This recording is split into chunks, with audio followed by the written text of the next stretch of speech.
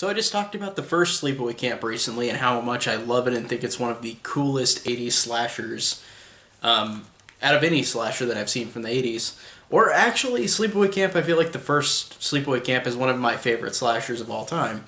It gives off, it's such an amazingly funny but really actually horrific movie, the first Sleepaway Camp. So I really enjoy the first one, and if you watch my review, you would have seen me rave about it. And I'm gonna do the same thing for Sleepaway Camp 2, Unhappy Campers. And this one I like, or I love almost as much as the first one, honestly. I think this one, even though it's tonally different, even though it should be kind of the same, it's tonally different than the first one. This one still is such a breath of fresh air for a second, like for a sequel from a franchise like this, where the first one did have really goofy things in it. It's a very goofy but horrific movie. And this one does too, but the humor in it I feel like is more overt because I feel like in the first one it was trying to be humorous, but it didn't do it, like it did it more subtly. But this one is flat out just balls to the wall humor, and that's what makes this so incredibly entertaining, because this one, with Pamela Springsteen's performance, this is truly one of the most memorable horror sequels, like slasher sequels, because of Pamela Springsteen's performance and just how incredibly goofy and wacky this movie is. It's kind of hard to just forget. It doesn't feel very generic, even though it's an 80s slasher. And Michael Simpson, who directed this, wanted to make an 80s slasher that wasn't like the other 80s slashers. Like, he wanted to make it have some more depth to it and more humor, like make it make fun of itself, because he felt like in 1988, whenever this came out, the 80s slasher craze had been dying down in that first wave of slashers in that first decade. And I liked his thought process for Sleepaway Camp 2. He wanted to make it make fun of itself, make it really silly, but make it scary.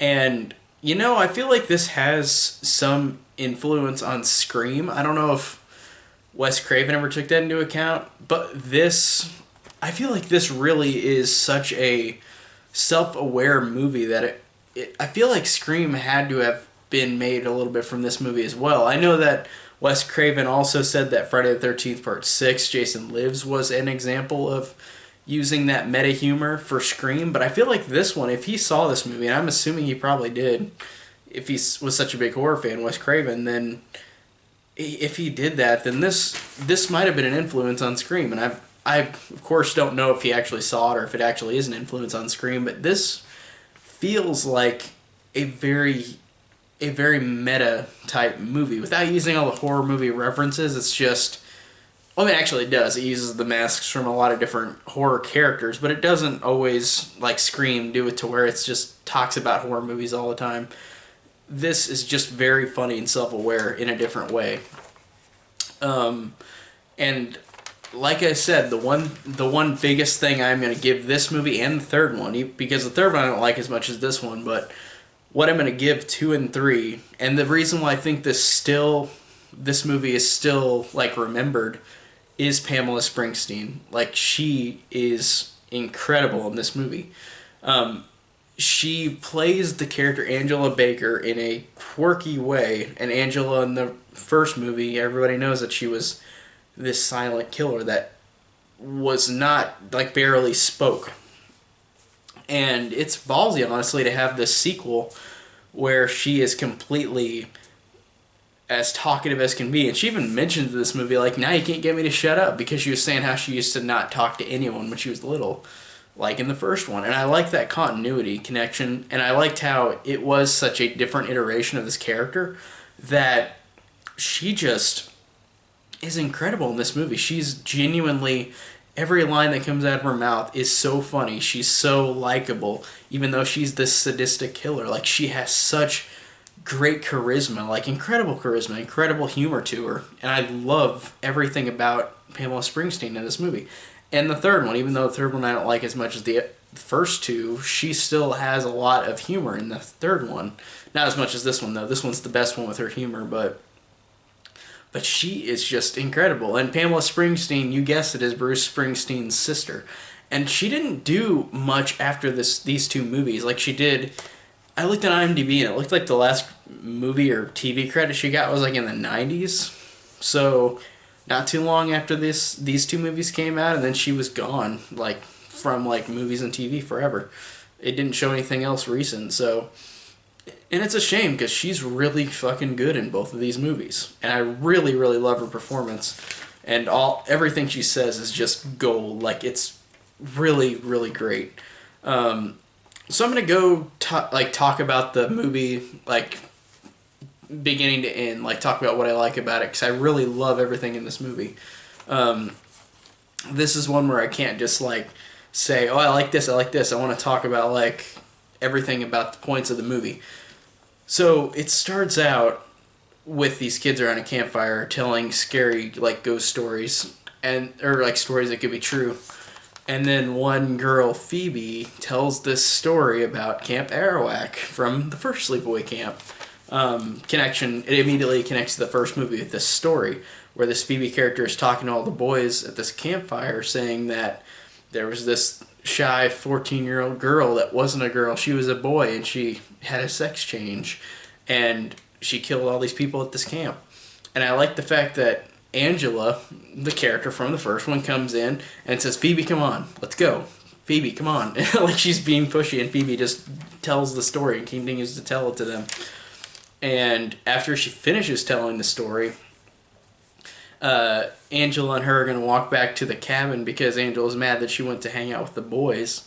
And then, for some reason, Angela's just gone. And Phoebe's like, where are you? I can't find you. Where are you?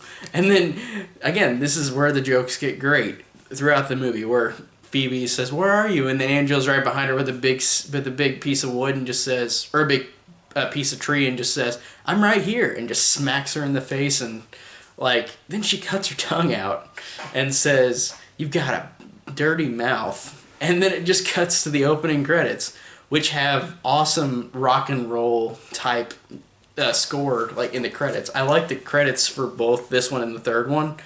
They've got this rock style music, and I don't know who's the band playing playing this music in these two opening credits, but it's really awesome to set the mood for how goofy and wacky this movie is. I feel like that rock and roll like introduction in the credits was good. It worked for this movie a lot for its tone.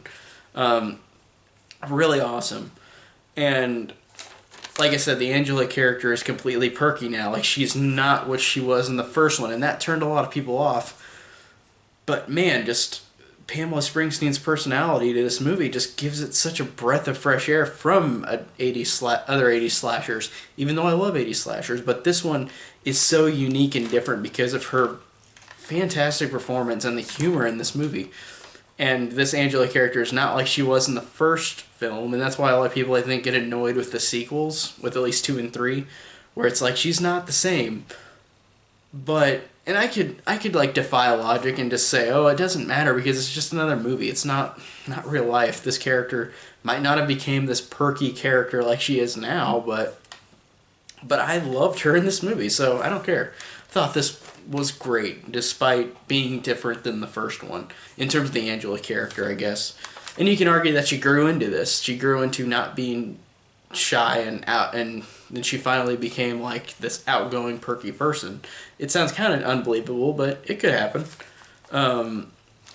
And like I said, she's just so great in this movie. And then we get to meet all the new characters in this movie, all the kids that are gonna die. Like we meet Molly, who is Renee Estevez, who is Emilio Estevez's sister. Which, funny enough, I like how Renee Estevez and Pamela Springsteen, both sisters to a musician and an actor, and they're really both big people in culture. And I like the fact that these two people are like their sisters for each of these people are in this movie. I just thought that was a funny connection that they both have with each other. And I don't remember what else Renee Estevez has been in. I feel like I might have seen her in something else, or maybe I'm thinking of somebody else. But I feel like I've seen her in something else because she looks familiar. But I might be thinking of something else. I don't know.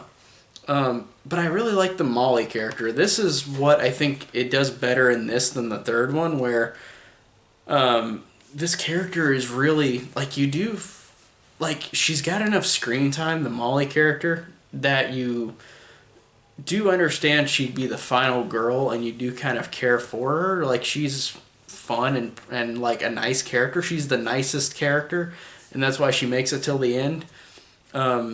She just doesn't like and she's not even like the quote unquote like good girl. Like she has a relationship with Sean.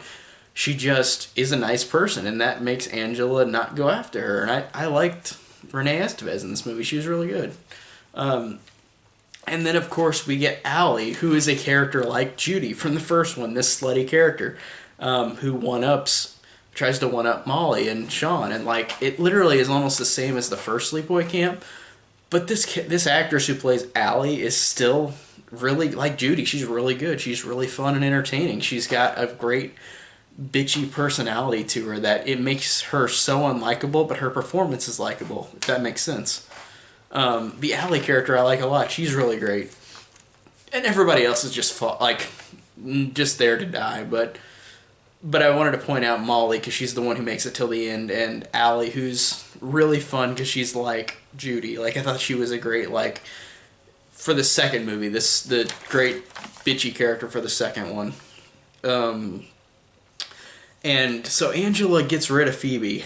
Like she says she sends him home, and she does that to everybody in the movie, where she'll kill him and say to Uncle John, like, I sent him home. So she sends home Phoebe, and she becomes Camper of the Week. And this is where we get the awesome Happy Camper song, which it works so well with this campiness in the movie that this scene is just so funny. Whenever Angela just goes up and sings, "Oh, I'm a happy camper, I love the summer sun," that it really is, again, it just fits with this really silly way this movie is, and I love how silly it is. It's so immensely entertaining. And then they make references again to like the first one throughout the movie, like the TC character, where he says to Angela, like, "You want to go swimming?" And then she goes, like, really shyly, she's like, "Oh, I'm not a very good swimmer," implying what happened in the first one. Or like later, the Sean character, his dad was a cop who actually got Angela arrested. And I liked how they keep connecting those things to the first movie. Like, it does feel like it has a sense of continuity to it. It's not just like they say it once. Like, they say, "Oh, this happened in the first movie," and they never mention it again. I like how in this they do keep going back to it. It reminds you a lot of the first movie, but it doesn't bother me because I love this movie. It's not like one of those bad sequels where it'll keep reminding you of the better first movie, but this one is not that, because this is a great sequel. But I like how it connects to the original in little bits like that throughout the movie. Like, it's just cool that it reminds you of the first one. And speaking of the names, I want to mention all these characters are based on the Brat Pack, actors from the 80s. Like, TC is Tom Cruise. Like, all these different names are names for all these 80s, like, Brat Packs. And it's really funny that they used... It was another, like, self-aware thing, that's a self-aware set of humor, but it wasn't, like, on the nose like Scream is. And I do like Scream a lot, but Scream is completely on the nose with all these jokes about horror movies, and this one has just funny references to real life, like all these names, but like every character's name like is related to that, and it's funny that they do that, but it's not so overt that it's obnoxious like Scream can be sometimes. So I just thought that was funny that they're all based on names of real life people in the 80s. And then we get this funny kill where and I mentioned some of the kills that I enjoy. Like, there's these two girls in the camp, the Shit Sisters, or the Shoat Sisters, but everyone calls them the Shit Sisters. And it cracks me up with the humor in this, because Angela goes and finds the Shit Sisters getting stoned and drunk, and they're singing the "I'm a Happy Camper" song, but it cracks me up because they say they change the words to more vulgar, and it makes Angela more pissed off, because it's like she wants to be like clean. Like, she wants to just be a being that does nothing wrong. Like, she's the quote unquote good girl. Like, she's the virgin girl. Even though she's the killer, which is so weird that they have that trope in this movie, but it's not a trope in this because she's the killer. Like, it's so strange. But I like that. But they say in their song, they sing, "I'm a happy camper, I love the fuck." Like, if you give me money, my titties you can suck. Like, it's so crazy, and just how silly these characters are, and they're trying to be drunk, but these actors just don't sound like they're actually drunk. They sound like they've never got drunk before. Like that, like, it's really funny though with the joke of them singing the Happy Camper song but making it vulgar, but they're not. It sounds like they're trying to act drunk even though they've probably never been drunk before. It seemed like just the way they were acting in the scene, like their acting was kind of weird. But then Angela freaking like grills one of the sisters, and like the other sister is sitting on a hot grill, and she pours gasoline on the other sister that's still alive on the grill, and then Angela lights a match and just says, "Say no to drugs," and then she just throws the match on the girl, and she just burns. And that's weird because it is creepy and disturbing, but like the funny line that she said before that makes it all the worthwhile just how fun it is. The "say no to drugs" line, like, I just love that. And I know that horror movies did this in the 80s, like Freddy Krueger, where they had humor too, but man, like, her humor is just great, and I love how it's a female killer too. Even though, if you know the story, like, they even explained in this movie that she had a sex change, or Peter, he had a sex change, so he's fully a woman now in this movie, so Angela's fully Angela, so it's another thing that they kind of glossed over at the end of the first one, where it's like, oh, it's a boy, but then he actually got the sex change, so he's a girl now, for good. But yeah, I thought that was an interesting way to incorporate it into the second one. And then Angela just keeps like getting rid of people, but the funny thing is there's one character that she actually does not kill, and she actually sends home. This character who has really bad acting, but it cracks me up every time. Angela's talking to this little girl who's like drawing something at a table, and she's like, "How are you doing?" And she's like, "I want to go home. I hate this place. Let me go home." Like, her lines are awesome.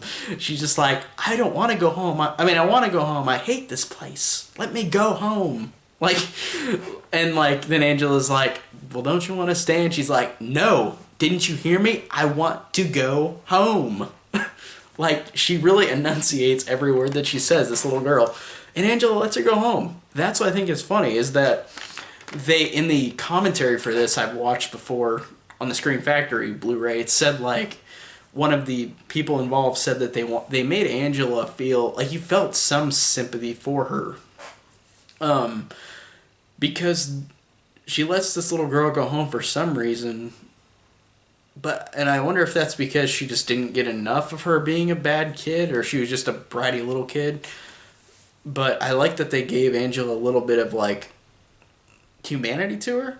And later in the movie, in a moment I'll mention later, like, you feel for Angela, which I liked how this movie did humanize her a little bit, even though she's a psycho killer. I think that it does a good job of making this character really likable, even though should completely never be likable if she's this much of a killer. But, like, just, they did a good job with her personality, with the performance, and with how they made you feel some sympathy for her. And I don't know, like, it, again, just her performance is great. And there's a great scene that I'll bring up where she's talking, or that mayor girl, she's talking in the car with her, and she's gonna send her home, and she says, like, Angela's looking around in the car, and then Mary's like, "What are you looking for? A gun?" And then Angela just says, "Nope, a drill." And then she just drills her. And again, that humor is so funny, because it never gets old, because it is the same kind of humor throughout the way the Angela character is written, but it still is funny throughout the way that she says these jokes. Oh, and speaking of Humanizing Angela, there's the scene where Angela talks to Molly, and this is another reason why Molly survives till the end, because Molly, like, goes up to Angela and she actually like talks one on one with her, where she's really nice to her. She's really friendly. Molly's just a friendly character. She goes up to her and says like I don't know about Sean. Like I don't know what to do. And Angela's like she said like Molly was saying, oh, I'm so shy, and then Angela talks about her past and she says, believe it or not, I used to be shy. I would never talk to anyone. And then Molly just says, really, you? And she's like, yeah, but now you can't get me to shut up. Like, and then she said how, like, she's a virgin and proud she is. And, like, stuff like that made her, like, you really understood part of her and why she's, like, you don't get why you get why she's a psycho killer, but, like, you get the humanity with this character. Like, in that scene, I felt like with her talking to Molly about how she was so quiet and how she was such a introvert before, and now she's all perky and happy, like it brought more humanity to Angela. Like it just made her really likable. Just again, the performance and the writing, just great. And it connects to how Angela was shy, and I liked how she had like a connection to Molly. And it really surprised me, and just how they did give you a feeling for why this character is like this, and just enough sympathy to feel bad for them. So I really like that. So next on my list, I'll talk about the scene where this is a scene, and it even has it on the artwork right here, where she's got the Freddy mask, or Freddy gloves, Jason mask, and Leatherface is Chainsaw. And I guess his mask in this movie, but this was right around the time when Freddy vs. Jason was in development, and they wanted to make it in the 80s. I think it was right whenever Part 7 came out in 88, so that would have made perfect sense that they literally got this character, Angela, to kill these two kids who had Freddy's glove and Jason's mask. And it actually, even though it's not Freddy versus Jason like on screen together, that was a cool first time you quote unquote saw like part of them together, even though it's not them. But I like the fact that they referenced that, and that was a funny way of referencing this humor, kind of like Scream, but it wasn't so overt like Scream again. Like it was just they were wearing these Freddy's glove and Jason's mask, and then of course Angela like kills them both, and then has like the Leatherface mask and the chainsaw. But that was just cool, connecting all three of those franchises into this one. Like I just thought that was a really funny little Easter egg that really worked with the humor and with how this film is interpreted with the humor. And then whenever she kills one guy with a Leatherface chainsaw, she just says, "Sorry, once I start a job, I can always finish it." like again, those jokes like that really work, and they just really make this movie just memorable. Like it's very memorable with the quotes and with the humor. It's incredibly quotable. And then there's great jokes with like the Allie character, where after she has sex with this one guy who she doesn't want anybody else to know yet, she doesn't want anybody else to know that he had sex with her. They finish and she's like, "You don't have AIDS, do you?" And then his response is just, "No. But wouldn't you ask that before you did that?" Like that doesn't. You would have thought she would have asked that before, but she didn't care. I guess it didn't matter if she got AIDS, whatever. but that made the joke funny because it's like this character is really dumb. And then Angela finally just gets rid of Allie, which I'm surprised it took this long. But Allie I did like, even though she was a bitchy character. The actress who played her was really good, and she made her really unlikable. And I thought that was... Well, I guess unlikable isn't the right word, because she was funny. She was just a quote-unquote bad girl in Angela's mind, so she had to get rid of her. So Angela takes her to the abandoned shack and throws her... Like, she stabs her a couple times and throws her into this outhouse porta potty. And this is one of the grossest, like you don't see much, but this is one of the grossest, like, deaths in the movie, where, like, she's thrown in the porta potty. It's a size a human can be in there and stand up in. So she's trying to get her way out. She's in it, and then Angela just keeps pushing a stick down on her, but Allie has leeches leeches, feces, everything just all over her face, and like I guess Angela drowns her in the porta potty, but that's disgusting. And the leeches just were a great effect for it. Like that really brought home the grossness, even though she was already in like a toilet with feces and everything, but still, the leeches made it more disturbingly gross. But I like that a lot. I thought that was a great like kill and a good way to get rid of the quote unquote baddest girl there, and the one that Angela of course couldn't stand. And then Angela of course gets rid of a lot of other people, and then she has this weird dream, which, watching some of the special features on this movie, they said that this was only in the movie for padding, and I totally get why. Like, because this movie was just short enough to where it wasn't film length. It's 80 minutes, so I think it added 5 more minutes to it. So it wasn't quote-unquote film length. So they added this scene where Angela has this dream where she sings the I'm a Happy Camper song, but it's in slow motion, like slowed down, while it just shows different kill scenes that have happened in the movie so far. And she's just like tossing and turning in her bed, and she's just having this dream, and just wakes up. Nothing's ever brought up about it again. That's it. It was just a weird, like, it wasn't a bad scene, but it was obviously there to put in padding for the time of the movie. Since, like I said, it's only 80 minutes with that, so I guess that means it was only like 75 minutes, which is really short. But this is just perfect pacing. I think this one has, like, for an hour and 20 minutes, this really flies by fast because it's so fun and so entertaining. The third one is the one I have a problem with pacing. But then we get another scene where we feel more for Angela, because Angela gets fired because she keeps sending people home.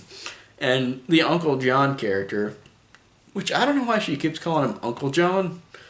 Is he actually her uncle, or does she just say that?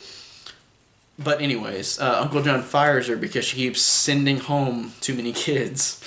And it really, with the performance, it really gives, and with the writing, it really gives this character, like, you really feel for Angela. Yeah, she's this psychopathic killer, but you feel for her whenever she realizes that she's fired.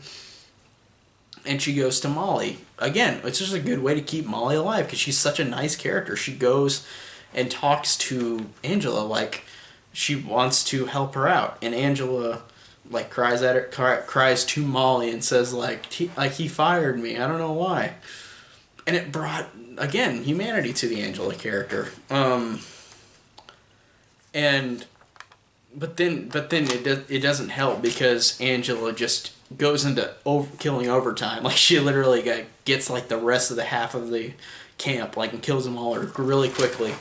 But then it's to the point where Molly and Sean, Sean thinks something's up with Angela, and like he and Molly go into that abandoned shack, and all the dead bodies are there, and Angela ties up Sean and Molly, and then she cuts off Sean's head, and I lose it every time with this scene, because it's perfectly executed, where Molly is tied up still after Sean was killed, and Angela is talking to her, and she says, "Look who's on TV," and then it cuts to Sean's cut off head in the TV with this blank reaction, and Molly's scream, and that was really funny, because it's gross, but it's that. It's just hilarious how she says, "Look who's on TV." And his head's just in the TV spot, or in the TV. That's hilarious. And then the TC character comes in, and Angela throws battery acid at him, and he just burns, and it's silly. And then it just is interesting in how this character acts towards people, and I love it. I love the fact too, before Sean dies too, I forgot to mention this, that Angela, again, this kind of humanizes her, but it makes her look more crazy, even though, of course, she's obviously crazy. But I like the fact that Sean realizes it before he gets axed. He's like, "You're Angela Baker." And she's like, "Yeah," and they're like, "What? My dad always was pissed off whenever you finally got out." And then Angela's response was, well, what do you think will happen when he sees what happens to you? Like to Sean. And I love the fact that she explains to Sean and Molly, like, I've been cured. I've had all these people recommend me, like, for to be out, like, to do this stuff. And she's like, why would they let me out if I wasn't cured? And just that multiple personality thing is hilarious because she thinks in her mind she's cured. Like, she's perfectly fine. I love that line. That's hilarious. But again, that humanizes her a little bit, even though it makes her more, like, it makes her kind of more unlikable, but then it explains that, like, she's had so much electrotherapy, the sex change, it's like, where does the fault lie at? Like, well, I guess the fault really lies out with Aunt Martha, because she fucking, like, made Peter have a sex change. It's just fucked up. This whole Angela character, or Peter character, has been fucked up since she was, like, 6, so. But Molly's basically the last one to go, and then Angela, like, Molly gets the best of Angela and runs out, and then she falls off of this giant ledge outside, or not ledge, like off this giant rock outside, and falls down and dies. And I love the fact that this comes full circle with how Angela feels about Molly, because she screams for Molly when she falls, and then she says, if it's any consolation, you almost made it. And she's sad about it. And Angela was actually sad about that, Molly dying. And again, it brings humanity, and it showed that this character is caring for Molly, because Molly, through the whole movie, has been a quote-unquote good girl to her. Like, she's been a good person. She's been nice. And I liked how Angela brought that favor back in return. But it's just interesting. And I liked how... So it's basically just Molly and Angela now. Angela's trying to find her. And, like, she finds her after she realizes that Molly's not actually dead. And Angela hitches a ride with this random-ass character who's just not in the movie at all. But it's an 80s slasher. It's got to have a character just to be put in it to die. But this character's out of nowhere, where Angela meets this person by the train tracks, this redneck woman, and Angela says, thanks for picking me up. And the redneck woman, this line is hilarious, the redneck woman just says, hey, it ain't no skin off my tits. And then Angela, like, sees her start to smoke, and she says, you know that's bad for you, right? And then after that, Angela kills the girl in the truck, the woman. And then Molly is going to make it out. And you don't see her die, but it's heavily implied in the third movie as well that Molly dies. But you don't see it on screen, which I'm glad to see, because I wish she would have survived, because she was a nice character. I really liked her in this movie. But I love the fact that it ends with Molly seeing that truck that redneck woman was driving, and she's like, help, help. The truck pulls up with the cowboy hat. Angela pulls the cowboy hat up and says, howdy, partner. And then it just has a cut of Molly looking scared, and it zooms in on her face, and you just hear her scream, and it ends. And that sums up the movie, I feel like, perfectly. Like, it perfectly sums up, this is a great horror comedy. Like, these kills are brutal, but this comedy is hilarious. It really is genuinely funny. It is really genuinely awesome in how the gore is. The effects are great. And this Angela character really is humanized in this. And Pamela Springsteen's performance is fantastic. It's just one of the best, and it's one of the biggest reasons why this movie has stayed in people's minds. Less so 3, because 3 has her in it, and she's good in it, but the movie is less interesting in my opinion. So this one is just awesome, and I really love it. So this was an awesome thing to talk about. I'm so glad I got to talk about the second one, because I've seen it so many times. Love it every time. Never gets old. So thanks, guys, for watching, and next is part 3.